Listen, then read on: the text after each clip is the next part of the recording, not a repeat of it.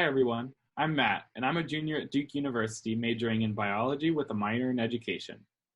And I'm Clark, and I'm a sophomore at Duke University, majoring in psychology with minors in chemistry and African American studies. We're both part of the Collaborative Learning in STEM Bass Connections team. This is us, but what's the first thing you noticed about us? Was it that we're different genders? Or was it that we're different races? Of course, our differences make us who we are, yet in many contexts can pose unique challenges.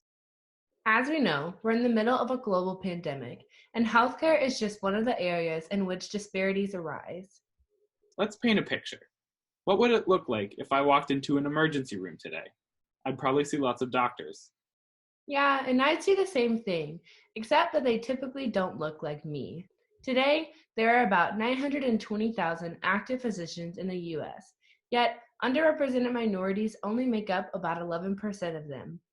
These minorities include African American, Hispanic, and Native American people. However, white and Asian people make up almost 3/4 of practicing physicians. Where does this staggering difference come from? We believe that it all starts with education, and more specifically in STEM classrooms. Our Bass Connections team, led by Doctors Tom Newfer and Minna Ng, sought to examine how different teaching approaches impact the racial and ethnic diversity within STEM fields. Previous research has shown active and team-based learning promotes better academic achievement and helps increase the sense of community in the classroom, which could be especially beneficial for the success of underrepresented minorities. Active learning is when students are engaged in their learning in other ways than just listening. These things could look like think, pair, share. Team-based learning, on the other hand, is when students work in permanent teams throughout the semester, fostering collaboration and requiring interdependence.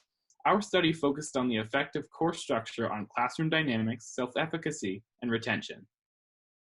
Our team designed and distributed a survey to over 50 STEM courses at Duke, and we received more than 800 responses. First, we asked students to identify the amount of structure they perceived in a classroom, based on the classifications in Table 1 from prominent education researchers Eddy and Hogan. For our purposes, higher course structure means more active learning is incorporated into the classroom. We looked at factors relating to classroom dynamics and student learning experiences. We also asked about demographics such as gender and race. Once collected, we analyzed the data to find trends regarding perceived course structure and the classroom dynamics we examined. When comparing perceived course structure, we found increases in content confidence, engagement level, and sense of belonging, while seeing a decrease in perceived classroom competition for higher structured courses as compared to lower structured courses. When looking at ethnicity, we found promising correlational ratios regarding increased self-efficacy and desire to retain one's major.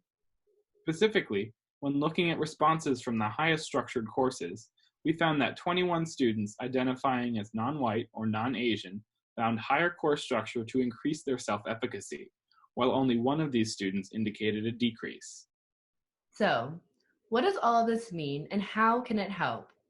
We believe that this type of data confirms and extends previous research that active learning can be a major gateway toward changing the learning experiences of all students for the better. With less competition and more engagement, we hope that high level of anxiety in many undergraduate STEM courses will decrease.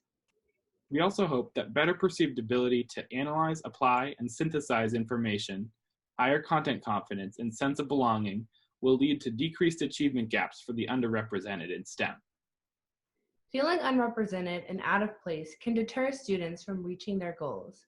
So, if we see a teaching revolution in the next few years where all students feel like they belong and we allow them to see themselves reflected in STEM, maybe this is what you'll see the next time you walk into an emergency room. STEM is a field where multiple perspectives are crucial for success. So ensuring that these fields reflect and retain the diversity we see in our schools and communities will be paramount as we move further into the 21st century. And as Stanford physics professor Carl Wyman said, if we want to preserve democracy in our world, we must have all students learn STEM better, which research shows is quite possible if we improve the way we teach. and our research continues at work to ensure that there are opportunities for all students to reach their highest academic and professional potential. Thank you to Bass Connections for providing us this opportunity. Thank you to our amazing team, and thank you for listening.